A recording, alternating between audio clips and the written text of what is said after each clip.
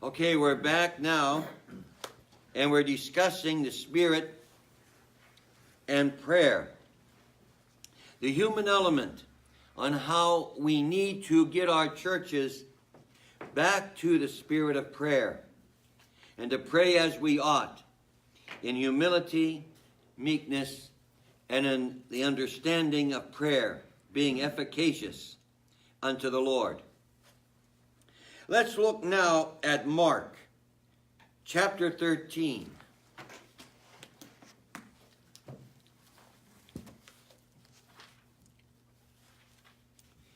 Verse 11.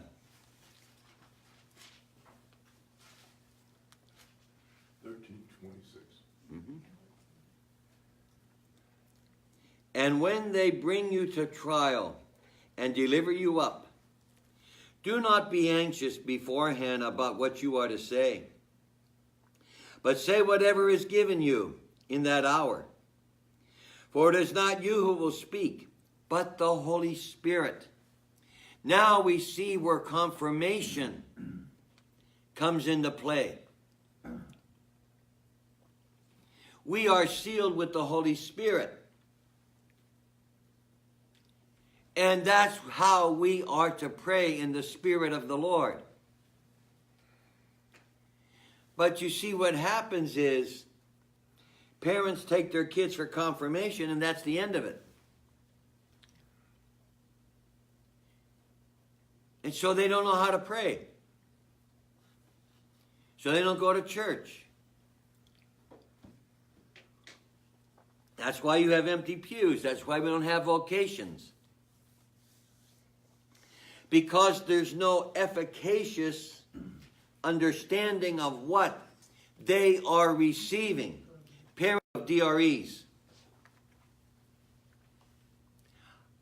If the parent comes in and signs up for confirmation, the first question that should be asked, I haven't seen you in the other CCD program classes.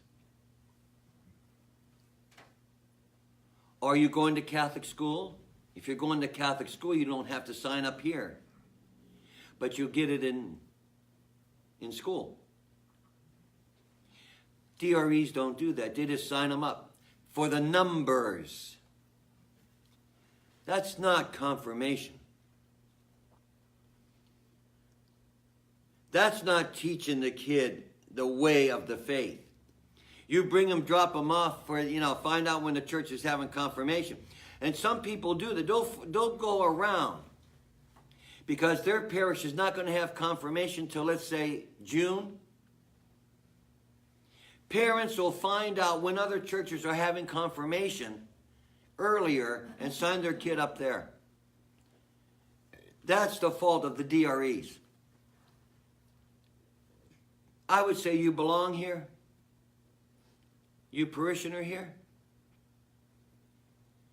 What parish do you belong to? That's where you go for the sacrament of confirmation. Unless your pastor gives us a letter saying you could be confirmed here. We have become, like the one bishop said, cafeteria Catholics. We shop around for wherever the sacraments are given, and we'll plug in there, and then you'll never see us again. That's not prayer, as what Jesus is telling the holy monk. He's trying to bring back here an understanding, as he says on page 74. Is it enough to come humbly into the presence and to pray as the Holy Spirit gives you to pray? Such prayer will always be fruitful. Such prayer is always efficacious, because it springs not from you, but from me.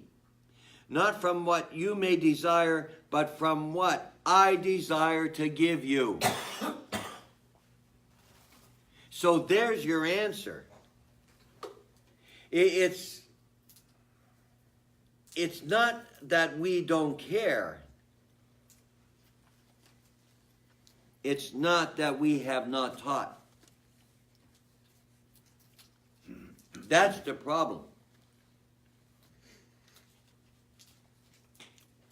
Catholics like to shop around. When you do that, who are you hurting? You're hurting your kids, you're hurting yourself, you're hurting your parish. They're like the Protestants anymore. Yes. They shop around for whatever faith we want to feel. Right. But now we go to different Catholic churches. Way. Exactly. Easy way. The easy way out, or I want to be entertained. Well, if you go to church for entertainment, I got news for you. There was no entertainment on Calvary. That's what the Mass is all about. Absolutely. And, you know, some of them, they'll go for entertainment because it's nice.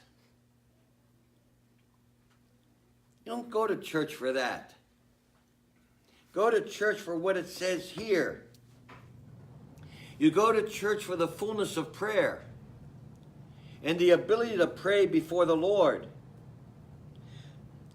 Such prayer is always efficacious. It's strong. It's vibrant. And when we don't do this, then we lose out. We become then like everything else in society. See, and that's what Jesus is telling this holy monk.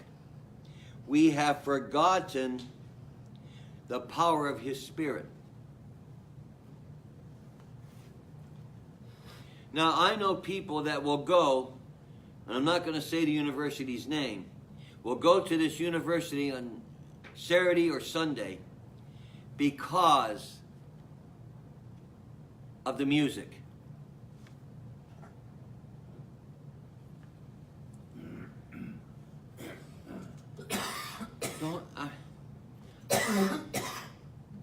They go there to be entertained because the music is nice. They like the drums. They like the cymbals. They like the piano. They like the loudness. That blow your head off. I mean, there's a big concern how our young people are not remaining Catholic, you know. And so, you know, we have these other churches, some of these very large churches, and they have the drums and the, you know, good music and everything. But I believe that if we could teach them the very depth of the Holy Eucharist and help them to understand that, that would give them something to hang on to. It's not entertainment, it's the depth of Exactly. Exactly. Yeah. That's the problem. Now you go down the other way, you go down to Steubenville, you won't find entertainment. You'll find prayer. And those kids sing. They don't go to that chapel for entertainment. They go there to pray. And they go there for adoration. There's the difference. Franciscan University laid the foundations of the Holy Spirit when Mike Scanlon was their president. And it was handed on all the way down. And it continues. You go down to that university for a weekend mass, you better be prepared to sit and listen to a good sermon, be prepared to participate, and sing good Catholic hymns with the kids. And afterwards, be ready to pray after Mass. Now, I've been down there for Mass.